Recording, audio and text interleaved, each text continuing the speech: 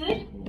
Okay, so ఇప్పుడైతే ప్రస్తుతం మన లెజెండ్ పవర్ఫుల్ డైలాగ్ చెప్పడంలో ఆయన సాటి, సో అందరికీ తెలిసిపోయి ఉంటది, సాయి కుమార్ గారిని మాట్లాడవలసిందిగా కోరుకుంటున్నాము. శుభ సాయంత్రం.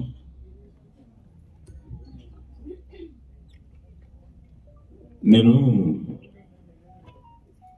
చిన్నప్పటి నుంచి యాక్ట్ చేస్తూ పి కృష్ణ గారి సినిమాలు ఎక్కువ డబ్బింగ్లు చెప్పడం, ఆ తర్వాత ఆయన డైరెక్షన్ యాక్ట్ చేయడం. సో ప్రతిఘటన, అలాగే ఈటీవీ వాళ్ళ మౌన పోరాటం. సో తను వచ్చి కథ చెప్పినప్పుడు భయ్యా, సో అలా ఫీల్ అయ్యాను నేను, ఎందుకంటే చాలా ఎమోషనల్ కథ. కానీ ఫస్ట్ డైరెక్షన్ అన్నాడు, ఇప్పుడే తెలిసింది నందిగారి శిష్యుడని. సో గురువు తగ్గ శిష్యుడుగా ఇలా ఉంటాడు. కానీ చాలా డిమాండింగ్ డైరెక్టర్ కూడా.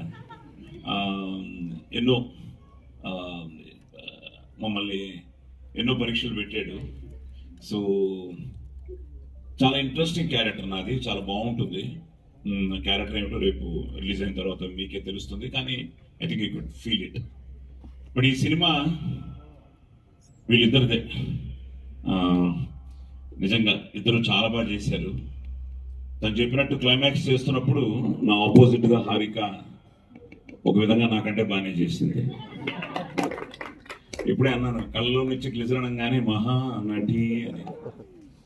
కొంచెం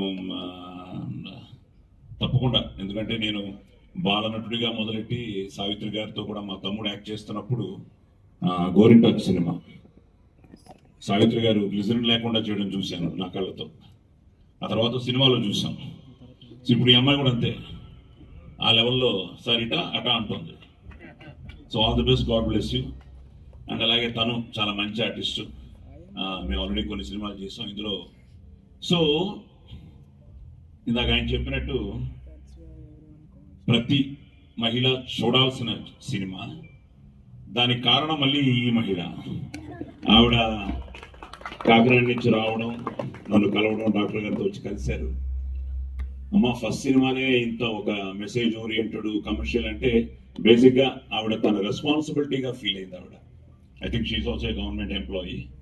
మా క్లాస్మేట్ ధన్వంతరి అని కాకినాడలో ఉన్నాడు. వాడు నాకంటే ఈ ఫంక్షన్కి నేను వెళ్లాల్సిందే, ఆవిడని సపోర్ట్ చేయాల్సిందే అని మీకోసం. సో ఐ థింక్ కాకినాడ, టోటల్గా కాకినాడ మీతోనే ఉన్నట్టుంది. So at the same time beautiful locations చూశారు కదా. అమర్ రాలేదనుకుంటా కెమెరామ్యాన్, తను ఫోటోగ్రఫీ చాలా బాగుంది.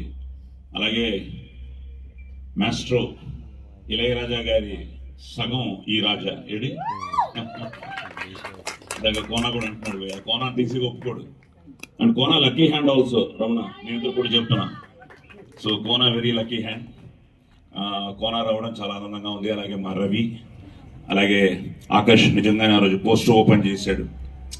సో ఇట్స్ సంథింగ్ లైక్ ఒక ఫ్యామిలీ ఫీలింగ్తోనే ఈ ఫంక్షన్ జరుగుతోంది. Kona is also family.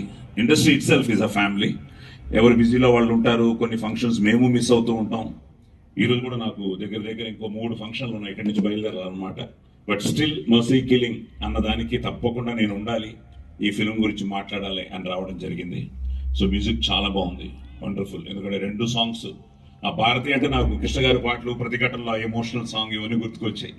So చాలా బాగున్నాయి. అండ్ ఫోటోగ్రఫీ కానీ, డైరెక్షన్ కానీ, డైలాగ్స్ ఐ థింక్ సురేష్ కదా, యా బాగా రాశారు డైలాగులు, అన్ని డైలాగులు బాగున్నాయి. So good. సో ఇట్స్ ఓవరాల్గా ఒక తెలియని ఫీల్ తీసుకెళ్తుంది. ఒక ఆ పాప పడే ఆవేదన, ఆక్రోశం, ఆవేశం, ఎవ్రీథింగ్. అండ్ ఫైనల్గా it has a beautiful message. Article 21 అంటున్నా, ఇందాకేదో అంటున్నా, నెక్స్ట్ కమర్షియల్ అండి. ఇది పక్కా కమర్షియల్ సినిమానే, మిమ్మల్ని ఆలోచింపజేసే సినిమా. బట్ ఏదేమైనా మా ప్రయత్నం మేము చేసాం ఒక మంచి కాస్టింగ్తో.